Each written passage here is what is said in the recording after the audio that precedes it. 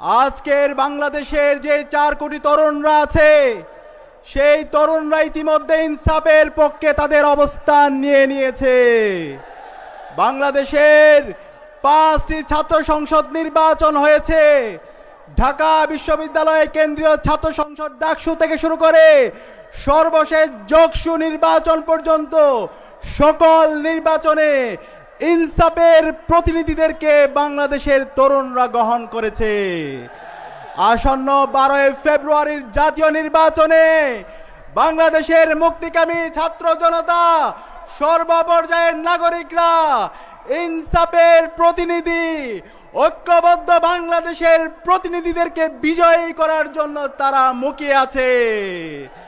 সংগ্রামে উপস্থিতি, আমরা ঢাকা বিশ্ববিদ্যালয় কেন্দ্রীয় ছাত্র সংসদ ডাকসুতে দায়িত্ব নেওয়ার পরে 4 মাসে আমরা দেখিয়েছি কিভাবে ছাত্র সমাজের জন্য কাজ করতে হয়, কিভাবে কথা এবং কাজের মধ্যে মিল রাখতে হয়, কিভাবে জবাবদিহিতা নিশ্চিত করতে হয়।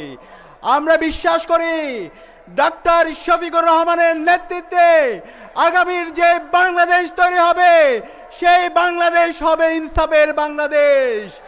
আগামীর বাংলাদেশের রাষ্ট্রনায়ক হবে ডক্টর শফিকুর রহমান।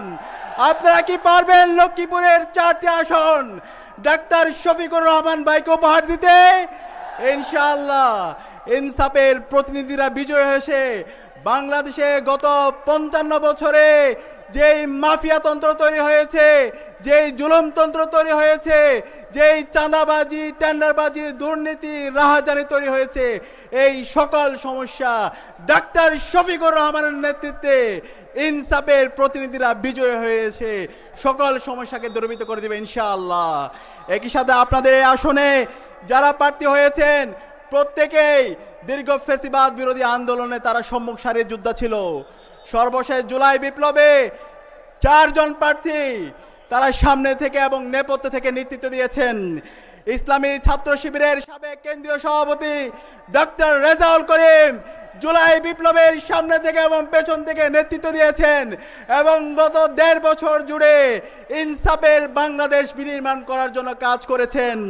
একই সাথে মাহবুব আলম শাপলাকলির প্রতিনিধি, তিনি জুলাই বিপ্লব এবং জুলাই বিপ্লব পরবর্তী তিনি কাজ করে গিয়েছেন। রুহুল আমিন ভুইয়া এবং হাফিজুল্লাহ সহ ঐক্যবদ্ধ বাংলাদেশের যে 4 জন প্রতিনিধি আপনাদের সামনে